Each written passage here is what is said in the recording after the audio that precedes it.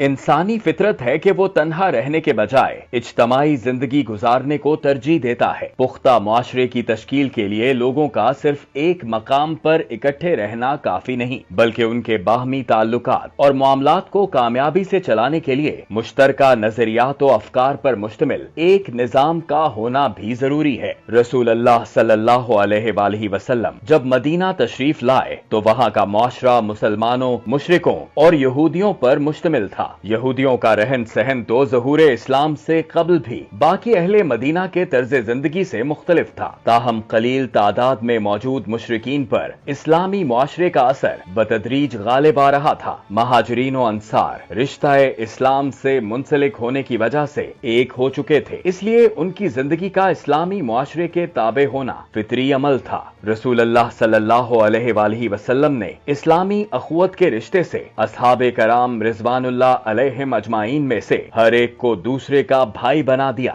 महाजरीन और अंसार के दरमियान ये भाईचारा मुआशरती, तिजारती और मुआशी ताउन से आगे बढ़ा, यहाँ तक कि अंसार ने अपनी जमीनें काश्त करने के लिए महाजरीन के हवाले कर दी। इस हवाले से रसूल अल्लाह सल्लल्लाहु अलैहि वसल्लम ने फरमाया, जिस किसी के पास जमीन हो वो उसे काश्त करे या अपने भाई को दे दे।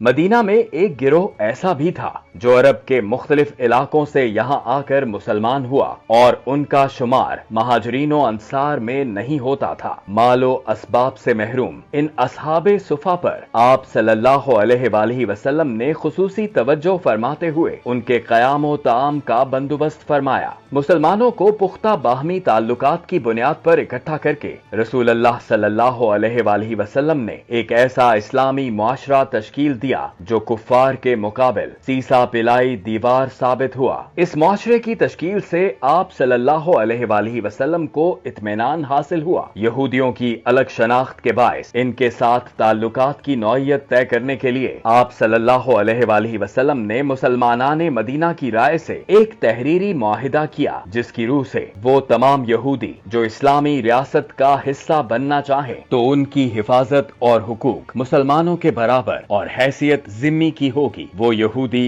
इस्लामी रियासत के ताबे रहते हुए मामलात का तायुन इस्लाम के मुताबिक करेंगे। यहूदी कबाइल ने मुआहिदे की तमाम शराइत तस्लीम करते हुए उस पर दस्तखत कर दिए। इस मुआहिदे के साथ रसूल अल्लाह सल्लल्लाहु अलैहि वसल्लम ने इस्लामी रियासत के तमाम शहरियों और यहूदी कबाइल के साथ ताल्लुकात को हतमी शक्ल दे दी, जिसकी असास इस्लामी हुकूमत थी। अब आप सल्लल्लाहु अलैहि वसल्लम ने दावत हक की राह में हाइल मादी रुकावटों को जहाद फी सबीलिल्लाह के जरिए जायल करने पर तवज्जो मरकूज कर ली।